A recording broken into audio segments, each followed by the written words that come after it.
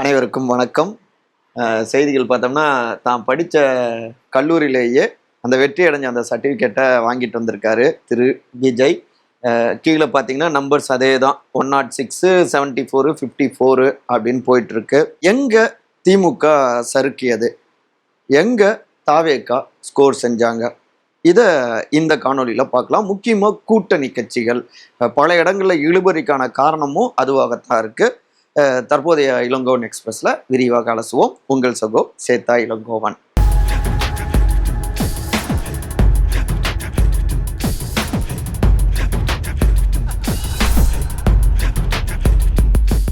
இரவு ஆகிடுச்சு, ஆனாலும் தமிழ்நாட்டில் இவர்தான் ஆட்சியை பிடித்திருக்கிறார் அப்படின்னு உறுதியா சொல்ல முடியல. இதுவே இந்த தேர்தல் எந்த அளவுக்கு நம்மளால யூகிக்க முடியாம இருந்திருக்கு அப்படிங்கிறதுக்கான சின்ன உதாரணம். தனி பெரும்பான்மை யாருக்குமே கிடைக்கல. அதே நேரத்தில் பின்னாடி இங்க பார்த்தோம்னா சிலர் நட்சத்திர வேட்பாளர்களை வெற்றி அடைஞ்சிருக்காங்க. திரு சிவசங்கர் அவர்கள் அமைச்சராக இருந்து அவர் குன்னம் தொகுதியில் வெற்றி அடைஞ்சிருக்காரு. பல இடங்கள்ல பார்த்தோம்னா நட்சத்திர வேட்பாளர்கள் தோல்வியை சந்திச்சிருக்காங்க. இப்போ பாருங்க, திரு நயினார் நாகேந்திரன் பாஜகவுடைய தலைவர், தமிழ்நாடு தலைவர், தோல்வி அப்படின்னு வருது.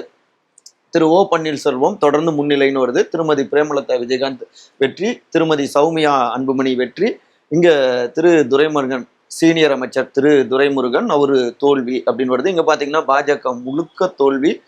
திரு விஜய பிரபாகரன் அவரும் தோல்வி திமுக கூட்டணியில். இங்க திரு வி செந்தில் பாலாஜி வெற்றி. இதுல ஒரு விஷயத்த நம்ம நல்லா புரிஞ்சுக்கலாம்.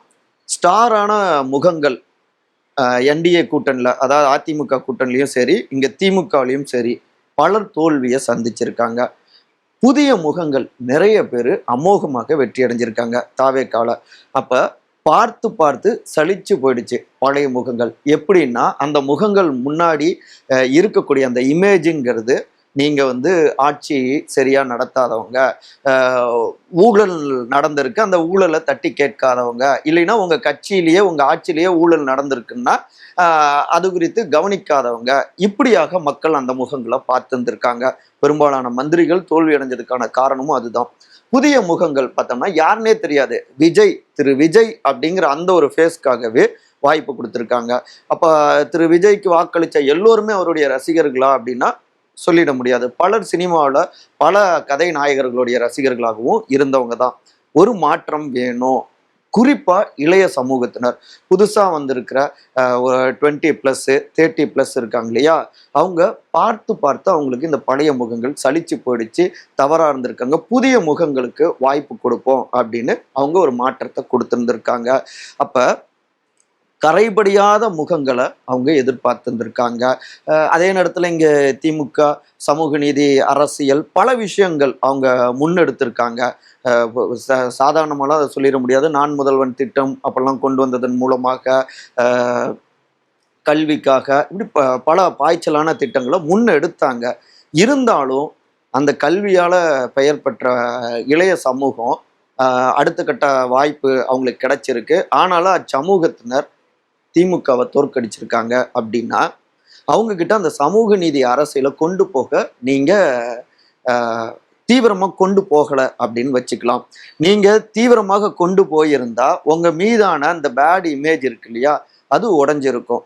அரசியலை இளம் தலைமுறையினருக்கு நீங்க கடத்த தவறி இருக்கீங்க. அதனால இளம் தலைமுறையினர் இன்னொரு பக்கம் இந்த நிர்வாகத்தின் பாலில் அவங்க ஒரு மாற்றம் வேணும் அப்படின்னு அங்க வாய்ப்பை கொடுத்துருந்துருக்காங்க. அதுதான் இந்த பல்வேறு பழைய முகங்கள் தோல்வி அடைஞ்சதுக்கான காரணம். இப்ப திரு செந்தில் பாலாஜி வெற்றி அடைஞ்சாலும் கூட குறைந்த வாக்குகள் வித்தியாசம்தான், பார்த்துக்கோங்க.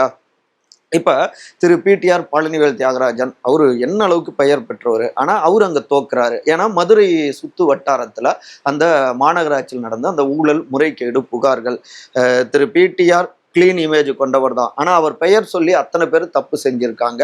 அவங்க மீது இந்த அலிகேஷன்ஸ் இருக்கு, இந்த குற்றச்சாட்டுகள்லாம் இருக்கு. அப்ப அதை அவர் தட்டி கேட்கல அப்படிங்கிற மாதிரி கோபத்தை இங்க வெளிப்படுத்தியிருக்காங்க. அதே மதுரையில பார்த்தோம்னா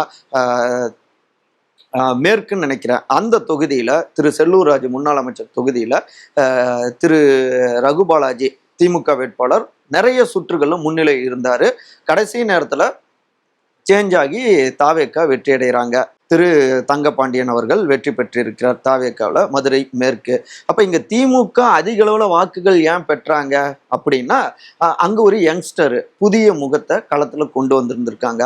அப்ப மக்கள் புதுசா ஒருத்தவங்க வந்தா அவங்களுக்கு கொஞ்சம் ஆதரவு கொடுத்துருக்காங்க அப்படிங்கிறதையும் பார்க்க முடியுது. அப்ப இதுதான் நம்ம சொல்றது கேண்டிடேட் செலெக்ஷன்ல திமுக கோட்டை விட்டுருக்கு, புதிய முகங்களுக்கு கொடுத்துருக்கோன்னு நாங்கள் எந்த அளவுக்கு சும்மா பேர் சொல்ற மாதிரி பெரிய அளவுல ஒரு சரி பாதிக்கு மேல புதிய முகங்களை அவங்க கொண்டு வரல, பெண்களுக்கு அதிக வாய்ப்புகள் கொடுக்கல.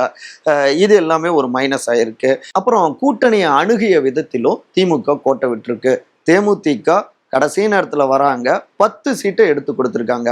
அதுல 1ல மட்டும்தான் திருமதி பிரேமலதா விஜயகாந்த் வெற்றி. பல தொகுதிகள் வீக்கான தொகுதிகளை அவங்களுக்கு தள்ளி விட்டுருக்கீங்க, அவங்களும் பெரிய தாக்கத்தையும் ஏற்படுத்தல. இன்னொரு பக்கம் காங்கிரஸ் கட்சி 28 தொகுதிகள் கொடுத்துருக்கீங்க, அவங்க ஒரு ஒரு தொகுதியில வெற்றின்னு பார்த்தோம், சில தொகுதிகள் ஒரு 2, 3, 5ன்னு நினைக்கிற மாலை நேரத்திலேயே 5 தொகுதிகள் மட்டும் முன்னிலை அப்படின்னு வராங்க. பல இடங்கள்ல மோசமான பின்னடைவு. திமுகவும் அதிமுகவும் போட்டி போட்ட இடங்கள், திமுக தாவேக்கான்னு பார்த்தோம்னா அந்த பல தொகுதிகளில் ரொம்ப குறைவான வாக்குகள் வித்தியாசத்துல தான் தாவேக்கா வெற்றி அடைஞ்சிருக்கு. சென்னை மாநகரத்தை தவிர்த்து மற்ற எல்லா இடங்கள்லையுமே ரொம்ப குறைவான வாக்குகள் வித்தியாசம்தான். அப்ப நேரடியாக திமுக போட்டி போட்டிருந்தா அவங்க நினைச்ச மாதிரி அந்த திராவிட மாடல் 2.0 கூட இங்க ஏற்பட்டிருக்கலாம். எப்படி தோணுதுன்னா, பழைய அந்த 2011 ரிட்டர்ன்ஸ் மாதிரி இருக்குங்க. அப்போ பெரிய வலிமையான கூட்டணியாக திமுக இருந்தாங்க. இதே போல அரித்மெட்டிக் கணக்கு காங்கிரஸ், பாமக, விசிக இப்படி எத்தனை விஷயங்கள் அவங்க வச்சிருந்தாங்க. ஆனா அந்த நேரத்துல அப்பதான் 2G விவகாரம், பல விஷயங்கள் வெடிச்சது. இன்னொரு பக்கம் ஈழத்தமிழர்களுடைய போர், அந்த ஈழத்தில் நடந்த அந்த போர், இது எல்லாமே தமிழ்நாட்டில் பெரும் தாக்கத்தை ஏற்படுத்துது. அப்பயும் காங்கிரஸ் அதிக தொகுதிகளை டிமாண்ட் பண்ணாங்க. அறிவாலயத்தில் நடந்தது அந்த பழைய ஆட்களுக்கு தெரியும். அதனால அள்ளி கொடுத்தாங்க காங்கிரஸ்க்கு. அதுவே திமுகவை தோற்கடிச்சதுக்கு ஒரு முக்கியமான காரணமானது.